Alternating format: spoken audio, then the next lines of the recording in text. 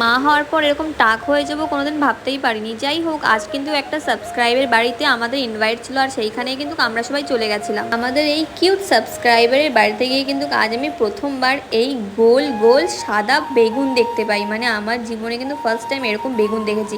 তোমরা কি এই বেগুন আগে কোনোদিন দেখেছো? দেখলে আমাকে কমেন্টস করে কিন্তু বলবে। আর হ্যাঁ, বোন আর কাকিমাও কিন্তু ভিডিও করে, তোমরা চাইলে ইউটিউবে সার্চ করে দেখতে পারো, লিটিল ধামাকা কিচেন। এইখানে কাকিমা বিরিয়ানি বানিয়েছিল আর অভিষেকের কাছ থেকে কিন্তু রিভিউ নিচ্ছিল। আমি কিন্তু বোনের একটু ভিডিও নিয়ে নিচ্ছিলাম, আর ও কিন্তু খুবই লজ্জা পাচ্ছিল। যাই বলো না কেন, বোন কিন্তু খুবই কিউট। আমি কিন্তু ওকে ছোটবেলা থেকে চিনি, প্রায় 7-8 বছর পর কিন্তু আমি ওকে দেখলাম। আমাদের জন্য এত মিষ্টি নিয়ে এসেছিল, বিশ্বাস করো আমি কিন্তু শিলিগুড়ির মিষ্টি খেয়ে কিন্তু আন্দামানের মিষ্টি খাওয়াই ভুলে গেছিলাম। এইখানে আমাকে দেখে তোমাদের হয়তো মনে হতে পারে যে আমি কিন্তু অনেক মিষ্টি লাভার, কিন্তু না, এত মিষ্টি নিয়ে এসেছিল, কি করব বলো, খেতে তো হবেই। খাওয়া দাওয়ার পরে অনেক গল্প করে এইখানে আমরা বেরিয়ে পড়লাম বাড়ি যাওয়ার জন্য। এখানে কাকিমা বোনদের টাটা করে আমরা